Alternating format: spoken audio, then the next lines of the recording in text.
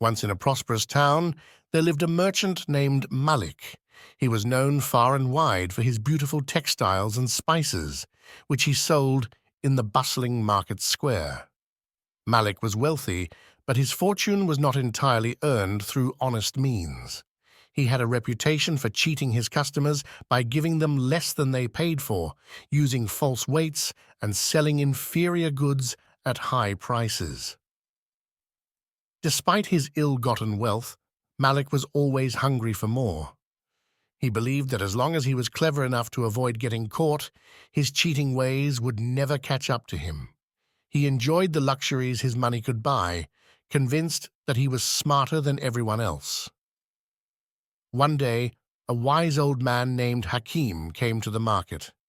Hakim was known for his deep knowledge and fair dealings, and people often sought his counsel. As he walked through the market, he observed Malik's stall and noticed the tricks he used to deceive his customers. Hakim, concerned about the harm Malik was causing, decided to teach him a lesson. Hakim approached Malik's stall, pretending to be a wealthy customer interested in purchasing a large quantity of spices. Malik, eager to make a big sale, greeted Hakim with a wide smile and assured him of the quality of his products. He offered a seemingly generous discount, but in reality, he planned to cheat Hakim just like he had cheated so many others. Hakim examined the spices and said, "These seem to be of good quality, but I'm particular about what I buy. I need the very best, and I'm willing to pay handsomely for it.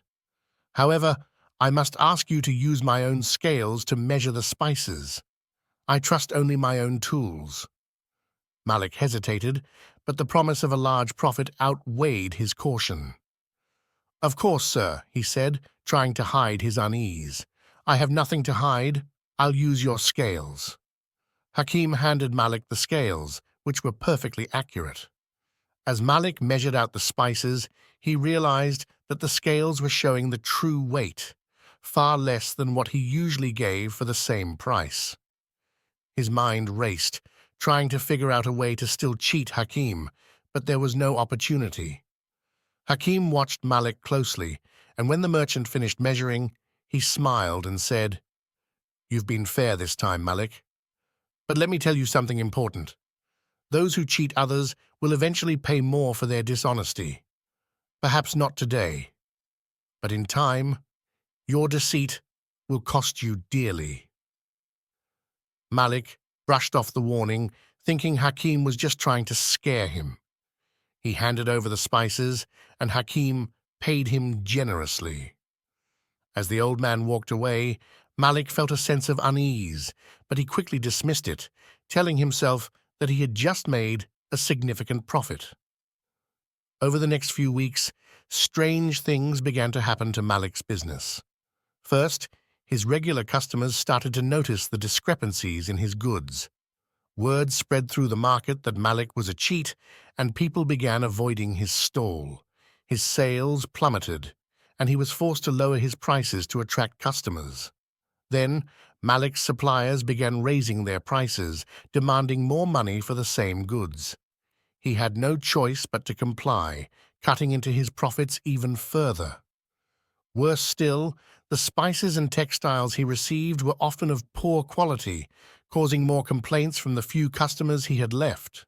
One day, a furious customer returned to Malik's stall, claiming that the spices he had sold her were infested with insects. She demanded her money back, and when Malik refused, she spread the word throughout the market. Soon, no one would buy from him at all. As his business crumbled, Malik realized that Hakim's warning had come true. His cheating ways had finally caught up with him, and the price he was paying was far greater than any profit he had ever made. His wealth vanished as quickly as it had grown, and he found himself struggling to make ends meet.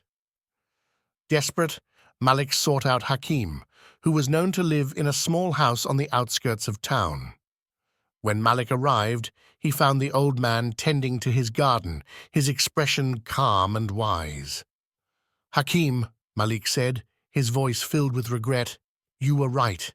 My cheating ways have ruined me. I've lost everything, my wealth, my reputation, and my business. How can I make things right? Hakim looked at Malik with compassion and replied, "The first step is to stop cheating and start living with integrity. It's never too late to change your ways. If you work honestly, you may rebuild what you've lost, but it will take time and dedication. Remember, Malik, true wealth is earned through hard work and fairness, not deceit." Malik took Hakim's words to heart. He returned to the market, determined to start anew. He began to trade fairly, giving his customers exactly what they paid for. And over time, he regained their trust. Though it was a long and difficult road, Malik slowly rebuilt his business, this time on a foundation of honesty and integrity. He never forgot the lesson he had learned. Those who cheat will always pay more in the end, for the cost of dishonesty is far greater than any temporary gain.